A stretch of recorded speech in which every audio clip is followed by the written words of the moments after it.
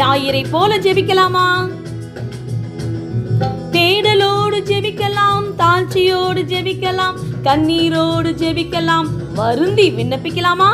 தேடலோடு ஜெபிக்கலாம், தாழ்ச்சியோடு ஜெபிக்கலாம், கண்ணீரோடு ஜெபிக்கலாம், வருந்தி விண்ணப்பிக்கலாமா?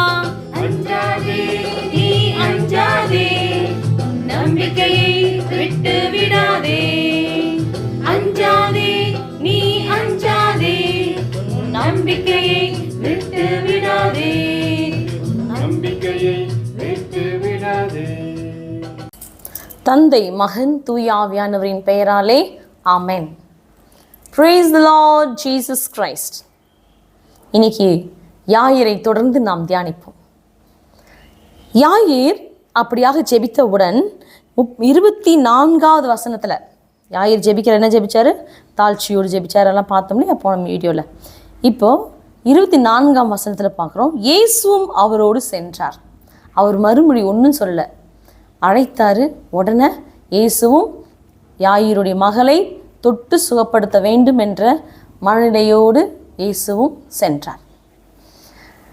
போகும்போது அங்கே போயினார். ஓகே, இந்த ஒரு பாயிண்ட்டை நல்ல கவனமாக கேளுங்க.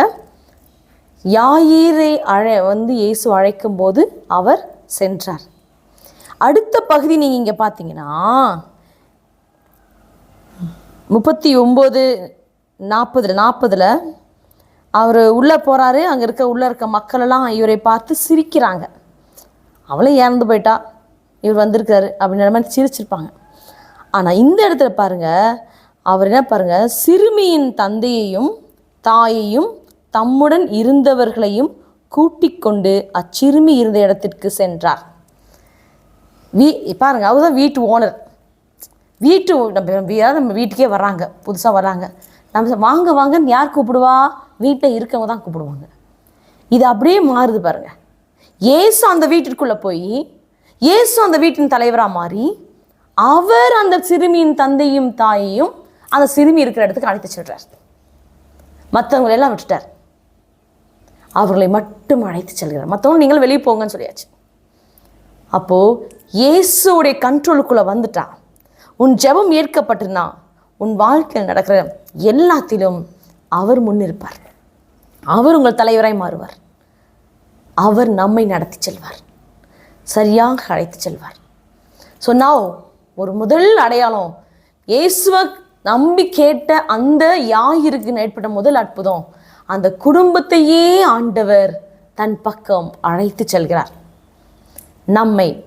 நாம் ஜெபிக்க ஆரம்பித்தோம்னா, அவர் நம்பி ஜெபிக்க, அவரோடு கூட கேட்டு, இயேசுவை நீங்கள் எங்கள் வீட்டுக்கு வாங்க, என் இல்லத்திற்கு வாங்கன்னு நம்ம கேட்க ஆரம்பிச்சிட்டோம்னா, அவர் நம்மை விண்ணகத்திற்கு அவர் அழைத்து செல்வார்.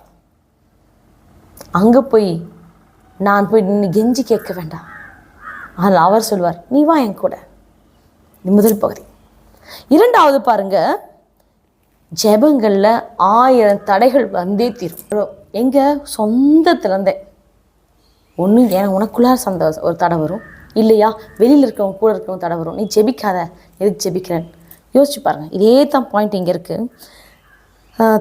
35வது வசனத்தில் நாம் பார்க்குறோம், தொழுகை கூட தலைவருடைய வீட்டிலிருந்து ஆள் வந்து அவரிடம் போகவே சேரல, இந்த வீட்டுக்குள்ளே போகவே இல்லை. அதற்குள்ளார ஆட்கள் வந்து என்ன சொல்கிறாங்க, உம்முடைய மகள் இறந்து விட்டாள், போதகரை ஏன் இன்னும் தொந்தரவு செய்கிறீர்? யூசி, ஜீசஸுக்கு சப்போர்ட் பண்ணுற மாதிரி இருக்குது, ஆனால் நாசுக்கா என்னது, நம்ம ஜெபிக்க விடாமல் தடுக்கிறது. சம்டைம்ஸ் இப்படி தான் வருங்க. அப்படியே ஸ்பிரிச்சுவல் மாதிரி இருக்கும், ஹையர் இது மாதிரி இருக்கும், பெரியவங்களே சொல்கிற மாதிரி இருக்கணும். அப்புறம் நம்மளும் யோசிப்போம், ஆமாம் ஜெபிக்க வேண்டாம், விட்டுருங்க, இதெல்லாம் ஜெபம் தான். ஒரு சிலர் என்னங்க எப்போ பார் வேலை செஞ்சுட்டே இருக்கிறீங்க, அமைதியாக உட்காந்து ஜெபிங்கண்ணா. என் வேலையே எனக்கு ஜெபம் தான். The work is my prayer. I am not separating prayer from work ன்னுவாங்க. No. ஜெபத்திற்கு என்று தனி நேரத்தை ஒதுக்கணும். தடைகள் 1000 வரும், அவரோடு உறவாடுவதற்கு தடைகள் 1000 வரும். ஆனால் அதை மீறி அவரோடு கூட இருப்பது தான் முக்கியம். நம்ம உடனே நம்பி ஐயோ ஆமாம் அவரை தொந்தரவு பண்ணுறோமே அப்படின்னு சொல்லி நம்ம என்ன செய்யக்கூடாது, விட்டுட்டு போயிடக்கூடாது. Set a time apart only for Jesus. நீங்கள் தொந்தரவு செய்யாதீங்கன்னு சொன்னாலும் இதை காதில் யார் காதில் விழுந்துச்சு தெரியுமா? முதல்ல அதான் 3வது பாயிண்ட். 36வது வசனத்தில் அவர்கள் சொன்னது இயேசுவின் காதில் விழுந்தது. யாயிரோடைய காதுகளுக்கு விழுவதற்கு முன்பாக யாருடைய காதுகளில் விழுந்தது? இயேசுவின் காதுகளில். பாருங்கள், நீங்கள் இயேசுவோடு ஐக்கியமாய் அவரோட உறவில் நீங்கள் ஒன்றாய் வந்து அவரோடு நீங்கள் பயணித்து கொண்டு இருக்கும்போது உங்கள் வாழ்க்கையில் நடக்கிறது எல்லாமே அவருக்கு தெரிந்த பிறகுதான் உங்களுக்கு நடக்கும். அவருக்கு தெரிந்த பிறகுதான் நம் காதுகளுக்கு எட்டும். So don't worry. எதை நினைத்தும் நீங்கள் கவலைப்பட வேண்டாம். அவருக்கு தெரியாமல் அவருடைய விருப்பம் இல்லாமல் எதுவுமே அனுமதிக்கப்படாது.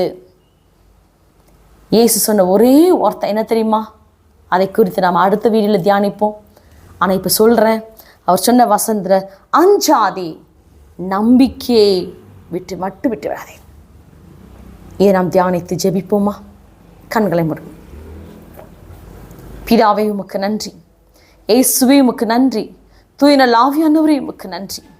ஆண்டவரே, நாங்கள் யாயிரை போல உண்மையே நம்பி நாங்கள் ஜெபிக்கும்போது நிச்சயமாகவே எங்கள் இல்லத்தில் நீங்கள் வந்திருக்கிறீங்க நம்புகிறோம்ப்பா. எங்கள் குடும்பத்தில் எங்கள் வாழ்க்கையில் நடக்கிறது எல்லாமே உம்மை அறியாமல் உமக்கு தெரியாமல் இல்லை என்பதை நாங்கள் உணர்ந்தவர்களாய் இன்னும் அதிகமாக உம்மை பற்றி கொள்ளக்கூடிய ஞானத்தை தாங்கப்பா. அதே போல் சின்ன சின்ன காரியங்களுக்கெல்லாம் நாங்கள் கவலைப்பட்டு மனம் சோர்ந்து போகாமல் உம்மோடு கூட இருக்க, மற்றவர் சொல்லுகிற வார்த்தைகள் இல்லை கொடுக்கிற வருகிற தடைகள் எல்லாவற்றையும் மீறி அதை நாங்கள் ஒரு பொருட்டாக எடுக்காமல் உண்மையே நம்பி வாழ எங்களுக்கு வரம் தாங்கப்பா. எங்களை ஆசீர்வதியும். அன்பு தெய்வத்தாயே, எங்களுக்காய் பரிந்து பேசும் அனைத்து வானதூதர்களே, புனிதர்களே, புனித யோசேப்பே, எங்களுக்காய் பரிந்து பேசும். ஆமென். God bless you. Thank you, Jesus. Ave Maria. Like பண்ணுங்க, சப்ஸ்கிரைப் பண்ணுங்க, ஷேர் பண்ணுங்க. ப்ளீஸ்.